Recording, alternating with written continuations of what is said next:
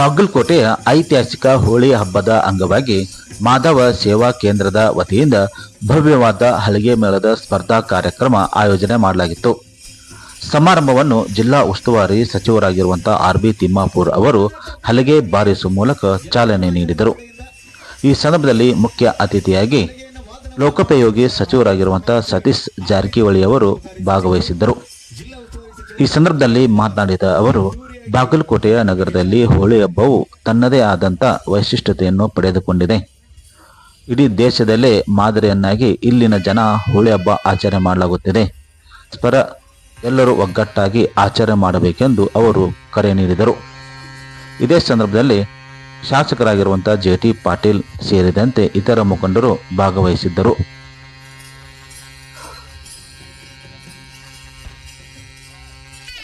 ಮಾಧವ ಸೇವಾ ಕೇಂದ್ರದ ಸಮಿತಿಯ ಮುಖಂಡರಾಗಿರುವಂಥ ನಾಗರಾಜ್ ಹದ್ಲಿ ಅವರ ನೇತೃತ್ವದಲ್ಲಿ ವಿವಿಧ ಕಾರ್ಯಕ್ರಮಗಳನ್ನು ಆಯೋಜನೆ ಮಾಡಲಾಗಿತ್ತು. ಬಾಬುದಾರ್ ಆಗಿರುವಂಥ ದಿವಂಗತ ಶ್ರೀ ರಾಮಚಂದ್ರ ಖಾತೆದಾರ್ ಅವರ ವೇದಿಕೆಯಲ್ಲಿ ಕಾರ್ಯಕ್ರಮ ಆಯೋಜನೆ ಮಾಡಲಾಗಿದ್ದು, ಜಿಲ್ಲೆಯ ವಿವಿಧ ಭಾಗಗಳಿಂದ ಹಲಿಗೆ ಮೇಳ ತಂಡಗಳು ಭಾಗವಹಿಸಿ ತಮ್ಮದೇ ಆದಂಥ ಸ್ಪರ್ಧೆಯಲ್ಲಿ ಏರ್ಪಡಿಸುವ ಮೂಲಕ ಪ್ರತಿಭೆಯನ್ನು ಪ್ರದರ್ಶಿಸಿದರು.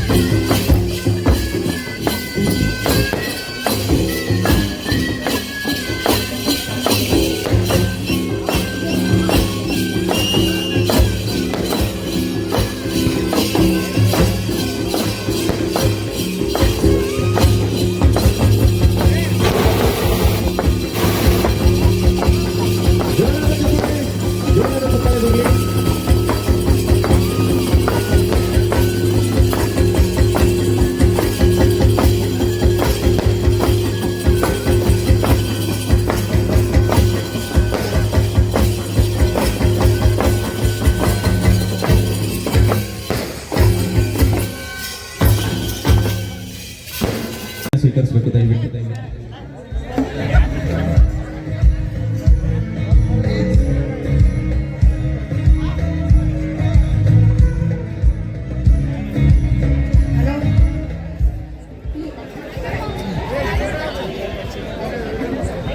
ಹಲೋ ಹಲೋ ಇಲ್ಲಿ ನಡೆದಂತ ಹಿರಿಯರಿಗೆ ಮತ್ತು ತಾಯಂದರಿಗೆ ಮತ್ತು ಮಂದಿರ ತಂಗಿಯರಿಗೆ ಎಲ್ರಿಗೂ ನನ್ನಿಂದ ಮತ್ತು ನಮ್ಮ ತಂಡದವರಿಂದ ಪೂರ್ವಕ ಧನ್ಯವಾದಗಳನ್ನು ಅರ್ಪಿಸಲು ಬಯಸುತ್ತೇನೆ.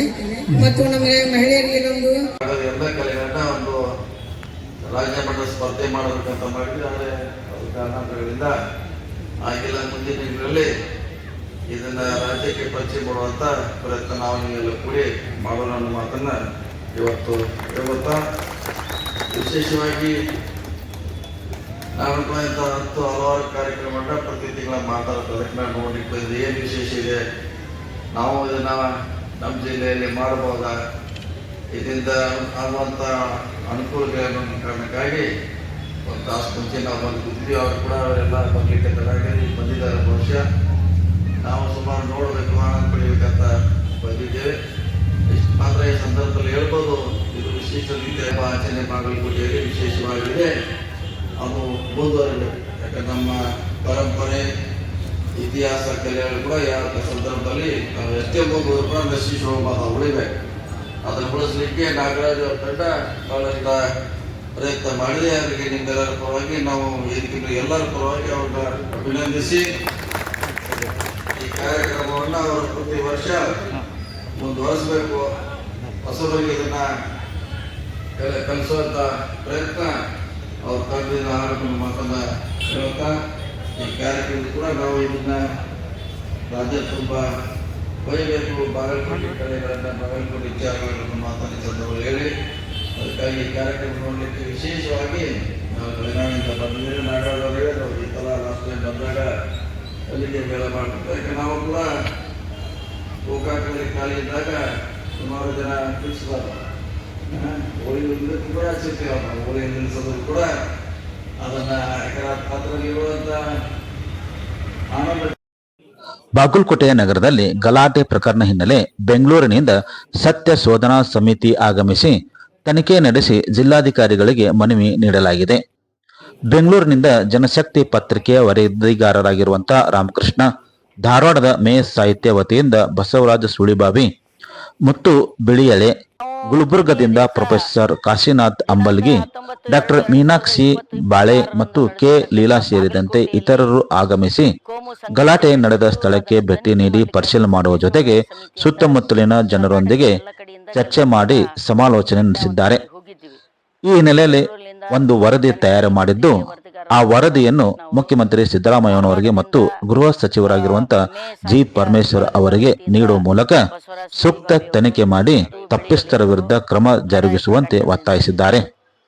ವರದಿಯಲ್ಲಿ ಏನ್ ಮಾಡಲಾಗಿದೆ, ಏನಂತ ಹೇಳಿದ್ದಾರೆ ಎಂಬುದನ್ನು ನೀವೇ ಕೇಳಿ. ಕೆ ನೀಲಾ, ಮೆಹರಾಜ್ ಪಟೇಲ್ ಮತ್ತು ಬಿಜಾಪುರದಿಂದ ಜಾಗತಿಕ ಲಿಂಗಾಯತ ಮಹಾಸಭಾದ ರಾಜ್ಯ ಕಾರ್ಯದರ್ಶಿಗಳಾಗಿರ್ತಕ್ಕಂಥ JS ಪಾಟೀಲ್, ಮಾನವ ಬಂಧುತ್ವ ವೇದಿಕೆಯಿಂದ ಪ್ರಭುಗೌಡ ಮತ್ತು ಅನೇಕ ಜನ ಸೇರಿ ನಾವು ಸತ್ಯಶೋಧನಾ ಸಮಿತಿ ಅಂತಿಕೊಂಡು ಹೇಳಿ ಅಲ್ಲಿ ಹೋಗಿದ್ವಿ. ಅಲ್ಲಿ ಹೋದಾಗ ನಮ್ಗೆ ಕಂಡು ಬಂದಿದ್ದೇನೆಂದರೆ ದಿನಾಂಕ 19ರಂದು ಶಿವಾಜಿ ಜಯಂತಿಯ ನೆಪದಲ್ಲಿ ಅಲ್ಲಿರ್ತಕ್ಕಂಥ ಕೆಲವು ಕೋಮು ಶಕ್ತಿಗಳು, ಕೆಲವು ಕೋಮು ಭಾವನೆಯನ್ನು ತುಂಬಿಕೊಂಡಿರ್ತಕ್ಕಂಥ ಜನ ಪಂಕಾ ಮಸೀದಿ ಎದುರುಗಡೆ ಹೋಗಿ ಸುಮಾರು 40 ನಿಮಿಷಗಳವರೆಗೆ SP ಅವರೇನೋ 22 ನಿಮಿಷ ಅಂತ ಹೇಳ್ತಾರೆ, ಅಲ್ಲಿ ಸ್ಥಳೀಯರನ್ನ ಕೇಳಲಾಗಿ ಒಂದು 40 ನಿಮಿಷದವರೆಗೆ ಮಸೀದಿ ಎದುರು ನಿಂತು. ಅದು ತುಂಬ ಇಕ್ಕಟ್ಟಾದ ಸ್ಥಳ. ನಾವು SP ಅವರನ್ನು ಭೇಟಿಯಾಗಿದ್ದೇವೆ, DC ಅವರನ್ನ ಭೇಟಿಯಾಗಿದ್ದೇವೆ, ಬಾಧಿತರನ್ನು ಭೇಟಿಯಾಗಿದ್ದೇವೆ, ಮಸೀದಿಯ ಮುಂದೆ ಹೋಗಿದ್ದೇವೆ, ಮಸೀದಿಯಲ್ಲಿರ್ತಕ್ಕಂಥ ಜನರನ್ನು ಮಾತಾಡಿಸಿದ್ದೇವೆ, ಸುತ್ತಮುತ್ತಲಿರ್ತಕ್ಕಂಥ ಜನರನ್ನು ಮಾತಾಡಿಸಿದ್ದೇವೆ, ಎಲ್ಲ ಕೋಮಿನವರನ್ನು ಮಾತಾಡಿಸಿದ್ದೇವೆ. ಅಲ್ಲಿ ಇಕ್ಕಟ್ಟಾದ ಸ್ಥಳ ಅದು. ಆ ಇಕ್ಕಟ್ಟಾದ ಸ್ಥಳದಲ್ಲಿ ಒಂದು ರಾತ್ರಿ 9 ಸುಮಾರು 9ರಿಂದ 10 ಒಳಗಡೆ ಒಂದು 40 ನಿಮಿಷದವರೆಗೆ ಕುಣಿಯೋದು, ಚೀರೋದು, ಮಂದಿರ ಬನ ಹಿಂಗೆ ಹಾಡಾಡೋದು, ಕೆಟ್ಟ ಕೆಟ್ಟ ಸನ್ನೆಗಳನ್ನು ಮಾಡಿ ಅಲ್ಲಿರ್ತಕ್ಕಂಥ ಜನರನ್ನು ಉದ್ರೇಕಕಾರಿಗೊಳಿಸಿರ್ತಕ್ಕಂಥ ಕೆಲಸ ಮಾಡಿದ್ದಾರೆ. ಇಷ್ಟೆಲ್ಲ ನಡೆಯುತ್ತಿರುವಾಗ ಅಲ್ಲಿ SP ಅವರಿದ್ದರು, ಪೊಲೀಸ್ ಸಿಬ್ಬಂದಿ ಇತ್ತು. ಅವ್ರು ನಾವು ನಿಯಂತ್ರಿಸಿದ್ದೇವೆ ಅಂತ ಹೇಳ್ತಾರೆ. ಅದು ಹೇಗೆ ನಿಯಂತ್ರಿಸಿದ್ದಾರೋ ಗೊತ್ತಾಗ್ತಾ ಇಲ್ಲ. ಎಲ್ಲ CC ಕ್ಯಾಮ್ರಾದ ಫುಟೇಜ್ಗಳನ್ನು ನಾವು ನೋಡಿ ಬಂದಿದ್ದೇವೆ. ಮಸೀದಿ ಒಳಗಿನಿಂದ ಒಂದು ಕಲ್ಲು ಬತ್ತು ಅಥವಾ ಒಂದು ಚಪ್ಪಲಿ ಬಂತು ಅಂತ ಹೇಳ್ತಾರೆ. ಮತ್ತು ಈಗಾಗಲೇ ಕಲ್ಲು ಎಸೆದಂಥ ಮತ್ತು ಚಪ್ಪಲಿ ಎಸೆದಿರುವಂತಹ ವ್ಯಕ್ತಿ ಯಾರು ಅಂತ ಗುರುತಿಸಿದರೆ ಅವ್ರನ್ನ ಬಂಧಿಸಲಾಗಿದೆ. ಇಷ್ಟೆಲ್ಲ ಆದ ನಂತರ ಇಲ್ಲಿ ಇರುತ್ತಿರುವಾಗಲೇ ಸ್ವಲ್ಪ ಮುಂದೆ ಹೋಗ್ತದೆ ಮೆರವಣಿಗೆ. ಅಲ್ಲಿ ಒಂದು ಕಾಯಿಪಲ್ಯ ಮಾರ್ಕೆಟ್ ಇದೆ. ಅಲ್ಲಿ ಕಾಯಿಪಲ್ಯ ಹೊತ್ತುವಂಥ ಬಂಡಿಗಳಿವೆ. ಆ ಬಂಡಿಗಳು ನಿರ್ದಿಷ್ಟ ಕೋಮಿಗೆ ಸಂಬಂಧಪಟ್ಟಿವಂತ ಗುರುತಿಸಿ ಅವುಗಳಿಗೆ ಬೆಂಕಿ ಹಚ್ತಾರೆ. ಮರುದಿನ ಮುಂಜಾನೆ ಮತ್ತೆ ಅಂಗಡಿ ಮುಗ್ಗಟ್ಟುಗಳು ಮುಚ್ಚಿಸಲಿಕ್ಕೆ 20-25 ಹುಡುಗರು ಕಲ್ಲು ಎಸೆತವನ್ನು ಮಾಡ್ತಾರೆ. ಆವಾಗ ನಾವು ತಕ್ಷಣವೇ ಬಂಧಿಸಿದ್ದೇವೆ ಅಂತ SP ಅವರು ಹೇಳ್ತಾರೆ. ರಾತ್ರಿ ಇಷ್ಟು ಜಗಳ ಆಗಿದೆ, ಮುಂಜಾನೆ ಏನೂ ಆಗ ಸಾಧ್ಯತೆ ಇರ್ತದೆ. ಅಲ್ಲಿ ಪೊಲೀಸ್ ಡಿಪಾರ್ಟ್ಮೆಂಟ್, ಜಿಲ್ಲಾಡಳಿತ ಘಟನೆ ಆದ ನಂತರ ನಿಯಂತ್ರಣ ಮಾಡಿದ ಹೊರತು ಘಟನೆ ನಡೆಯದಂತೆ ನೋಡಿಕೊಳ್ಳಲಿಕ್ಕೆ ಅವರಿಗೆ ಸಾಧ್ಯ ಆಗಿಲ್ಲ. ಹೀಗಾಗಿ ಅಲ್ಲಿ ಕೋಮು ವಿದ್ವೇಷಕಾರಿಯಾದಂಥ ಕೃತ್ಯಗಳು ನಡೀತಾ ಇವೆ. ವಯಸ್ಸಾದಂಥ ಒಬ್ಬ ಹಿರಿಯರು, ಒಂದು 60-70 ವರ್ಷದ ವಯೋವೃದ್ಧರವರು, ಅವರಿಗೊಬ್ಬ 18-20 ವರ್ಷದ ಹುಡುಗ ಅವಾಚ್ಯ ಶಬ್ದಗಳಿಂದ ಬೈತಾನೆ. ಅವನು ಹೊಲ್ಸು ಬೈತಾನೆ.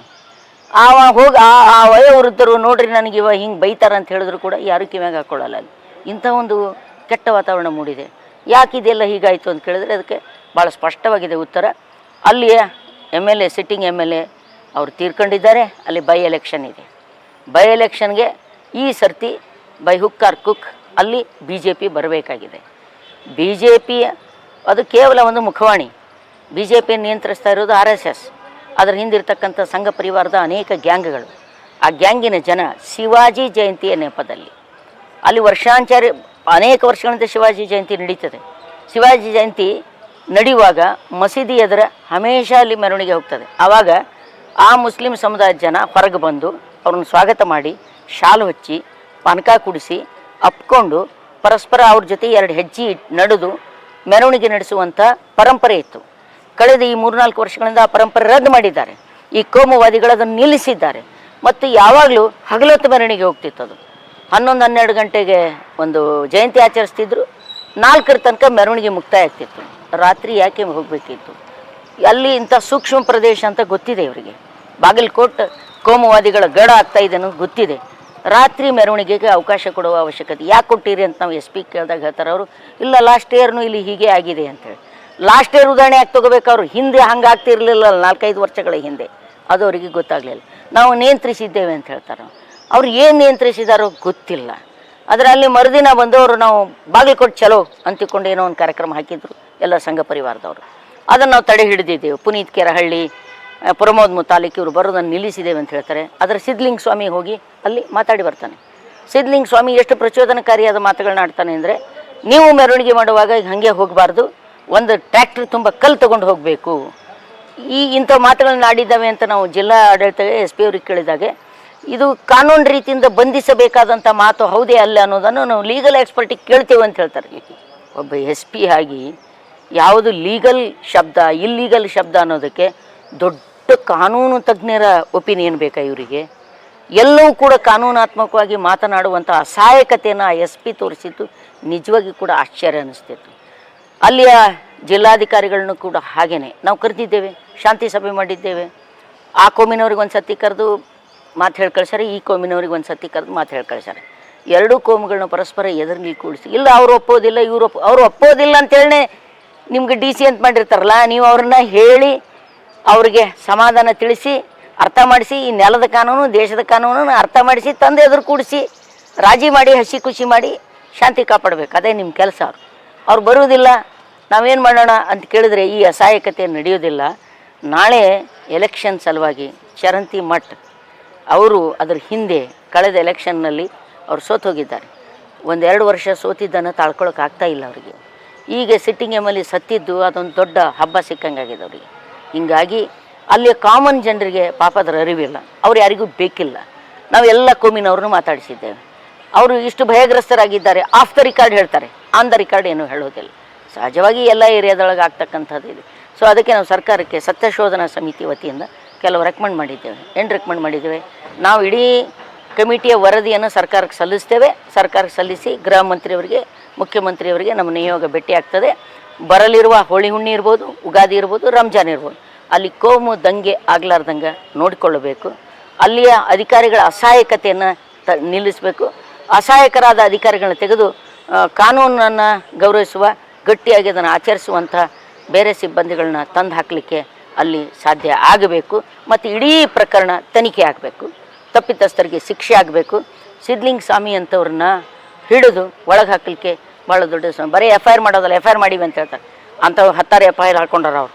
ಆ FIRಲಿಂದ ಏನು ಉಪಯೋಗ ಇಲ್ಲ. ತಕ್ಷಣ ತನಿಖೆಯಾಗಿ ಅಂಥವ್ರನ್ನ ಬಂಧಿಸಿ ಒಳಗೆ ಹಾಕಿ ಶಿಕ್ಷೆ ಕೊಡಲಿಕ್ಕೆ ಸಾಧ್ಯ ಆಗಬೇಕು. ಇವು ನಮ್ಮ ಮುಖ್ಯವಾದ ಡಿಮ್ಯಾಂಡ್ಗಳು.